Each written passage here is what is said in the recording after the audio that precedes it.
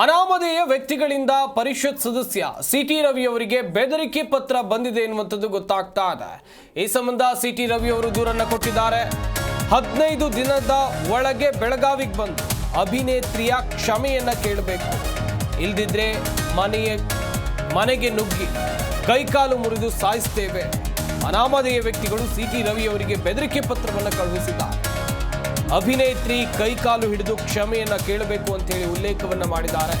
ಕೈಕಾಲು ಮುರಿದು ಪ್ರಾಣವನ್ನ ತೆಗಿತೇವೆ, ನಿಮ್ಮ ಮಗನನ್ನು ಕೂಡ ಸಾಯಿಸ್ತೇವೆ ಅಂತ ಹೇಳಿ ದೂರಲ್ಲ ಉಲ್ಲೇಖಿಸಲಾಗಿದೆ.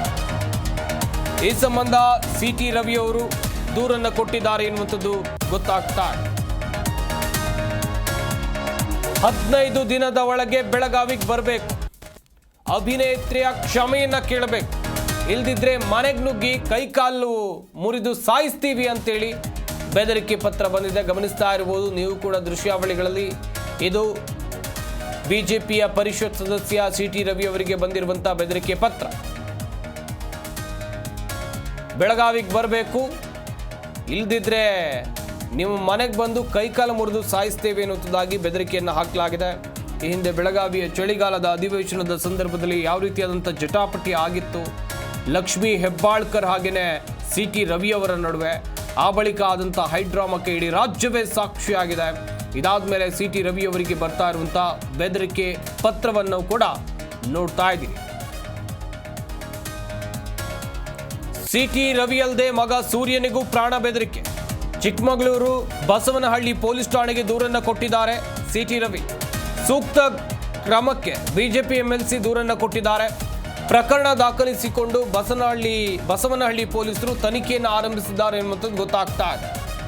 ಬೆಳಗಾವಿಗೆ ಬಂದು ಅಭಿನೇತ್ರಿ ಕೈಕಾಲು ಹಿಡಿದು ಕ್ಷಮೆಯನ್ನು ಕೇಳಬೇಕು, ಇನ್ನು 15 ದಿನದ ಒಳಗೆ ಕ್ಷಮೆಯನ್ನು ಕೇಳಬೇಕು. ಚಿಕ್ಕಮಗಳೂರಿನಿಂದ ಬೆಳಗಾವಿಗೆ ಬಂದು ಕ್ಷಮೆಯನ್ನ ಕೇಳದೆ ಹೋದಲ್ಲಿ ನಿಮ್ಮ ಮನೆಗೆ ನುಗ್ಗಿ ನಿಮ್ಮ ಕೈಕಾಲು ಮುರಿದು ಸಾಯಿಸ್ತೀವಿ ಅಂತ ಪತ್ರದಲ್ಲಿ ಬರೆಯಲಾಗಿದೆ. ನೋಡ್ತಾ ಇರಬಹುದು ನೀವು ಕೂಡ. ಇದು ಸಿಟಿ ರವಿ ಅವರಿಗೆ ಬಂದಿರುವಂತಹ ಬೆದರಿಕೆ ಪತ್ರ. ಅನಾಮಧೇಯ ಪತ್ರದ ಹಿನ್ನೆಲೆಯಲ್ಲಿ ಸಿಟಿ ರವಿ ಅವರು ದೂರನ್ನ ಕೊಟ್ಟಿದ್ದಾರೆ. ಈ ಬಗ್ಗೆ ಇನ್ನಷ್ಟು ಮಾಹಿತಿಯನ್ನು ಕೊಡ್ತಾರೆ ನಮ್ಮ ಚಿಕ್ಕಮಗಳೂರು ಜಿಲ್ಲೆಯ ಪ್ರತಿನಿಧಿ ಮಧುಸೂದನ್. ದೂರವಾಣಿ ಸಂಪರ್ಕದಲ್ಲಿ ಜಾಯಿನ್ ಆಗ್ತಾ ಇದ್ದಾರೆ. ಮಧುಸೂದನ್, ಗಮನಿಸಿದ್ವಿ ಜಟಾಪಟಿ ಜೋರಾಗಿ ನಡೆದಿತ್ತು. ಇದಾದ ಮೇಲೆ ಸಿಟಿ ರವಿ ಅವರಿಗೆ ಬರ್ತಾ ಇರುವಂಥ ಬೆದರಿಕೆ ಪತ್ರ, ಸದ್ಯ ದೂರನ್ನು ಕೊಟ್ಟಿದ್ದಾರೆ. ಏನಾದರೂ ಮಾಹಿತಿ ಸಿಕ್ಕಿದೆಯಾ? ಯಾರು ಈ ಪತ್ರವನ್ನು ಬರೆದಿದ್ದಾರೆ, ಎಲ್ಲಿಂದ ಬಂದಿದೆ, ಏನಾದರೂ ಸಿಕ್ಕಿದೆಯಾ ಡೀಟೇಲ್ಸ್?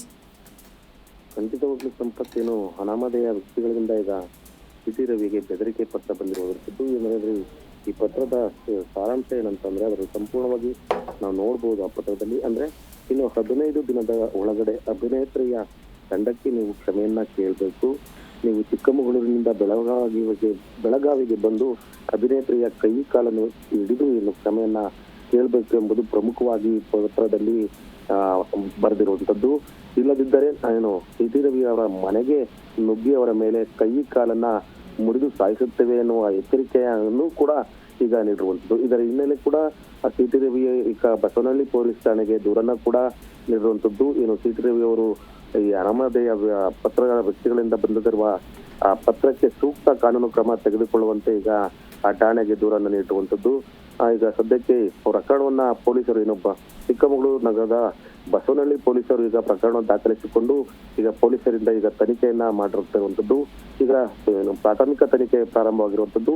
ಇನ್ನ ನಂತರವಾಗಿ ಇನ್ನೆಲ್ಲ ಮಾಹಿತಿ ಕೂಡ ಕಲೆ ಹಾಕ್ತಾರೆ ಪೊಲೀಸರು ಅನ್ನೋದನ್ನ ಕಾದು ನೋಡಬಹುದು. ಎಲ್ಲೋ ಒಂದ್ ಕಡೆ ಈಗ ಅನಾಮಧೇಯ ಪತ್ರದಿಂದ ಈಗ ಸಿಟಿ ರವಿ ಹಾಗೂ ಅವರ ಮಗನಿಗೂ ಕೂಡ ಈಗ ಬೆದರಿಕೆ ಬಂದಿರುವುದು ಸಾರ್ವಜನಿಕ ವಲಯದಲ್ಲಿ ಆತಂಕವನ್ನ ಸೃಷ್ಟಿಸಿರುವಂತದ್ದು. ಸಂಪತ್, ಥ್ಯಾಂಕ್ ಯು ಮಧುಸೂದನ್ ತಮ್ಮೆಲ್ಲ ಡೀಟೇಲ್ಸ್ಗಾಗಿ.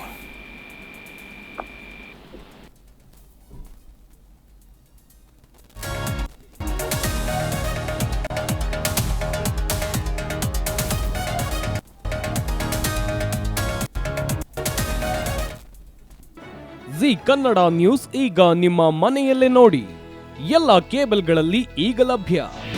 ನಿಮ್ಮ ನೆಚ್ಚಿನ ಜಿ ಕನ್ನಡ ನ್ಯೂಸ್ ಈಗ ಸನ್ ಡೈರೆಕ್ಟ್ ನಲ್ಲಿ number 292, Tata play number 1664, Jio TV number 1334, NXT digital number 30, in cable number 30, city networks 51, U digital number 162, GTPL number 17, Rockline telecommunications number 42, Shri Basaveshwara cable number 168, rural cable network 60, Vinayaka digital 57, Abhishek cable 821, city channel 53, Siddeshwara cable network 57, V4 digital Infotech 628, Surya digital networks 53, Gajanan digital number 836, Malnad infotech private limited number